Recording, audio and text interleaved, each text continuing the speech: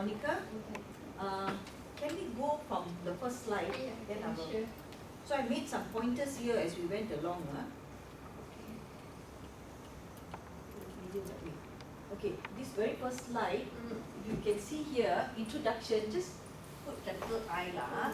Okay, all the small little things. Okay, and then you see current years. Here was mentioned 1960s leadership studies, 1990s moral leadership. Okay, now when you put this reference, you must put comma and what year. Even though you put here 1990s, you must put over here. I would suggest you put in some references in the 1960s, just to give it to reinforce. Over here, current years, not current year. That means you're not talking about 2016 only. So, where is Tara and all these people? Which references are you putting? So you put again comma and put the year. And so this second one, Sergio Vani, he's 1990s. Current years is more recent. So you have to really put here current years. Unless he has. And it's somewhere here, not really here. I think somewhere yes. So if you put current years, you have to get someone within the, I would say within the 5-year bracket. No, it's current years. Okay. So if you cannot find anything within 5-year bracket, then you won't put this here. You put these people over here. Okay. You must look up more literature. This 2012. This is 2000. That can go there. 2004, you have to push it up. Or unless you want to rephrase current years to 2000. 2000 onwards. Okay. I noticed that all your slides have not been numbered, so you have to number your slides. Oh, okay. So that means it's easy for me to say, okay, refer to slide number 4 or slide number The number is not the one at the side here? Yeah, but on your slides, you can right click. You go here, you right click, and then you can insert. Under insert, slide numbers you can put. Okay. You put in your slide numbers. For all presentation, PPT, you must put in slide numbers. Okay. Where are we now? The next slide. Problem statement, then purpose of research. Okay, go to problem statement first. Okay, this slide I want to purposely mention here. I like this slide simply because you have made an attempt to search for very current 2015. See, class, page who 2015. She has made an attempt to look up very recent 2015 there, 2013 here. Okay, and then here also it's called quick 2013, but she has put in 2003 Fulham, which doesn't matter. Sometimes like this slide purposely shows you that she's looking up very current, and at the same time Fulham, this which is 2003, even though it's backdated, but she feels as a researcher it's very important that is placed here in this context, so she places it. This is how you do citation, because the three of you all were worried about whether I'm doing the right thing, and this is the right thing. This is a very good slide for you all to see. She talks about, she's divided it into 3 areas according to literature review. So these are articles that she has referred to based on the context. But problem statement couldn't be better if you ask me. I think this is really good. Okay. Then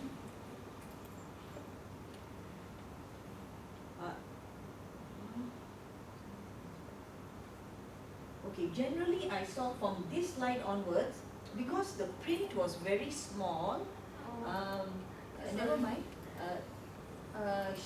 you tended to, I think this will be something all of you all, again to apply to all of you all, and all of us, even we all tend to do that. When we have a PowerPoint presentation there, we tend to read off the slides. So at this point in your candidature, it's not easy for you to not read. You'll tend to read because you have to refer what.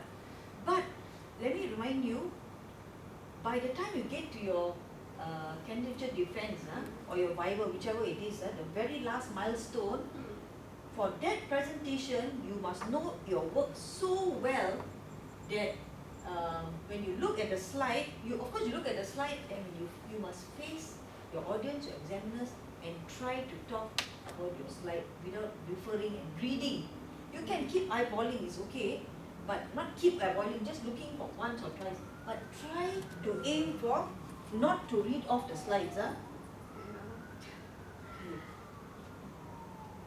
On the whole, very creative display. I like this as well, your research objectives, the way it is presented, because you have the title here, research objectives, here, and then you put it here in a vertical manner with a bit of visual there, RO1, RO2, because if you ask me, when people got different ways of presenting, right? But when you're presenting and you've got something colourful at the back, it's always nice to be a bit creative and aim for something that looks nice like this, for example, instead of just words. Can you imagine if there's no picture at all, it was just words? Do you think as an audience they'll be interested to read or not? They won't be interested, it's so wordy, like boring, you know. So this is a very good example as well, for you all to model after. Okay, next slide. Just now Okay, this is a research question slide is good as well, but you have to make sure you don't have technical hiccups, like suddenly it doesn't appear, right? So in your presentation you must ensure everything is smooth. Okay. Speculation. Okay. This is speculations in the study. What I want to point out is, try to use the subtitles which are used, very commonly used, like problem statement, research problem. Sometimes you got this way or that way, so you got a choice. Okay, this is not common. Speculations in the study is not something. I'm sure Dr. Kenny will agree with me. It's not something I see in usual. Usually what comes out in theses and dissertation is what? Who knows? They don't use this word, speculations. It is significance of study. So I would suggest you change this to, instead of speculations, to significance of study. Okay? And content is fine. Next slide. Limitation of study. Over here too, take away preliminary, preliminary, but it's fine for the context of today's assessment because you are doing your research, draft of your proposal defense. So you are putting it in this context for today's assessment, but finally, it has to be limitations of study S if it's more than one. Correct? Okay, next slide. Wait, just hold on. Okay, over here I detected plural. Should be data from this study is limited to the perspective of school leaders from selected Selangor private schools. Okay. I mean you're going to more than one, right? So and then over here I detected lack of trust, fear, and doubt from respondents. Not only one respondent, right? So I noticed just on the whole, you always forget to put the S, plural. It must be plural.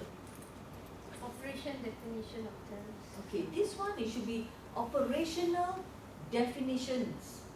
Operational definitions. Okay. If you want to put of terms there, it's also fine, but it should be operational definitions. S.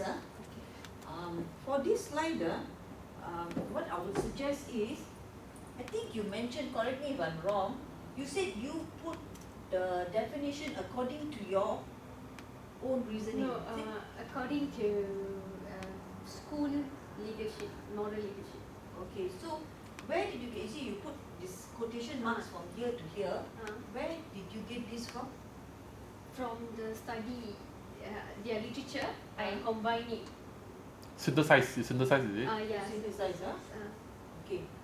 What I would suggest is for more operational definitions, has to be concise, So it's good when you go and you want to talk about moral leadership basically.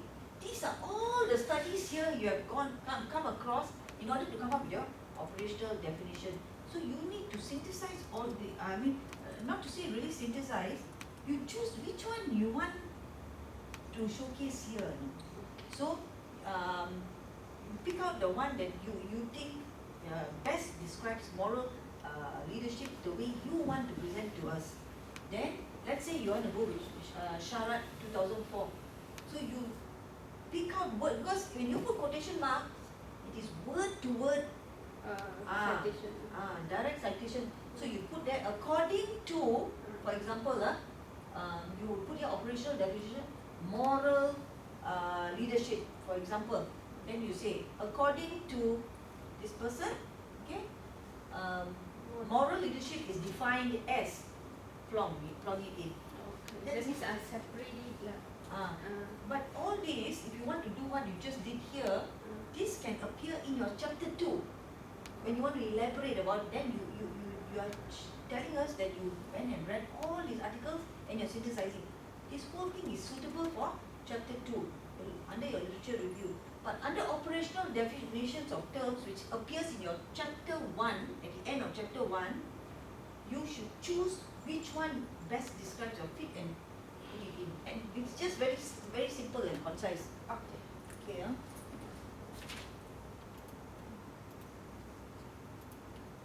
Literature review and then theoretical and conceptual framework. Okay, wait. Just now, literature review. Literature review. Okay, over here, I think it's Cohen. Cohen is in the analysis. No, sorry, Smith. Smith, yeah. Okay, over here, you have used. You know how to pronounce this? Smith, E-T and A-L. You know how to pronounce it? Okay, it's at L. At L, that's how they say it. Smith at L 2008. Now, this dot shouldn't be here. After the ET, there's no dot. I mean, even a dot matters, you know. Really, even a dot matters. So I just wanted to point out to you, this dot shouldn't be here. After AL, there must be a dot like what she's done, and there must be a comma like what she's done. Okay, so this is how you do it, but please remove the dot after ET. Okay, next slide. Theoretical and theoretical framework. No, wait. No, I think the slide before. Literature review. Still here, Imana. Stands. Let me see the word stand. Okay. Look at this point, sense of care, people-centered, and one who stands. Again, S. Yeah. Okay. Grammatical mistake. Then lead. You see the word lead? Lead by example. Where is that? Let. Okay. See, I'll read the sentence. Develop and influence students with the S. Students on their capabilities,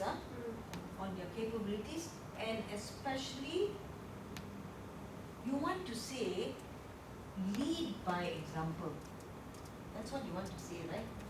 You're not going to say this when it comes to this sentence, you want to say lead by example. So what you do is you just put one quotation, one mark, single quotation mark. Then, you know what I mean? To tell the reader, lead by example is like a phrase, you know. So you just put a quotation mark there, lead by example. Okay? Okay. And okay, next slide. Theoretical framework. Go on. Some more. Go on. Okay, this one.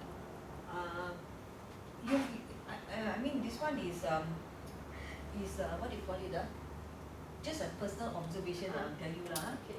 How do you, what I'm pointing to you what I'm pointing to you is how you can improve, right? Okay, you see this little thing here. We are talking about conceptual framework, and I know your emphasis. What is your main focus? Moral leadership, right? Moral leadership, and then you're talking about in this page. I think principal practices. What else is important on this slide? You tell me. perspective, Keywords. moral leadership. Moral leadership, is it? Oh, I don't see the word now, moral leadership here. Because it's supposed to be here. That's what I'm waiting for you to say. I don't know what is Hicks. I know Hex is a sweet. So please find another picture. Okay.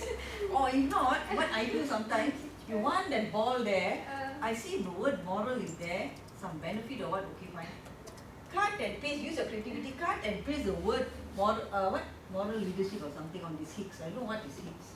Oh, it's supposed to be ethics. Okay, see. So you should have put the ethics inside, Yeah. but put your because you told me the most important word for you on this slide. Moral leadership. Where is it? Not even one. Not so important, huh? You must put that in. Okay, next. Next one. Research methodology. Over here is Cohen et al. Oh. So Cohen, et dot l dot comma. Don't have this bracket here. Oh yeah, don't have this. Oh, the whole thing is I put in a bracket. That's fine. But here got no. No double bracket. Oh. Comma is Double, also the Cohen et al. full stop Comma must be 2007 close the bracket. Oh, okay, okay. Okay, then next one. Next slide. Sorry. Okay. I'm just wondering, you mentioned snowball. Now snowball, you got two things to think about. One is your time constraint. Okay, the other one is your contingency. That means I'm saying, you are already have identified the school you want to go to, and then once you go to principal A, you're going to ask her, can you please give me some names, right? That's how you're going to go to the following schools. Now you must also in your mind think, what if she doesn't have anyone to recommend? Then have you considered that? No. So I mean, it's something for you to think about. Okay? Because snowballing, I would recommend you put snowballing in after you come back from your data analysis. When you're doing your data analysis and you realize that you got some names because of snowballing, then you put it in. But for now, what is your contingency in case you don't have? Snowballing is your last resort. So you must plan right now as a researcher, what are the steps you want to take. Okay, just a few more things. Next slide. This one. Hold on, huh? This one. Question interview. Okay, this one. Interview questions should have consist of you put your 5 main sections, but you got only until 4. Oh, So is it 5 or 4? 4. So change this to 4. Because then Yeah. sections. Okay, you put capital S, sections A, B, C, and D. Okay. Then hang on. Where's the word close-ended? Okay, next. That is next analysis, yeah. Okay. Okay, over here. I can understand because you're doing totally qualitative, you want open-ended questions. But you have put close-ended. No, just like open-ended is a hyphenated word, you're correct here. If you want to put the word close-ended, it should be hyphenated. But can you explain to me why are you using close-ended?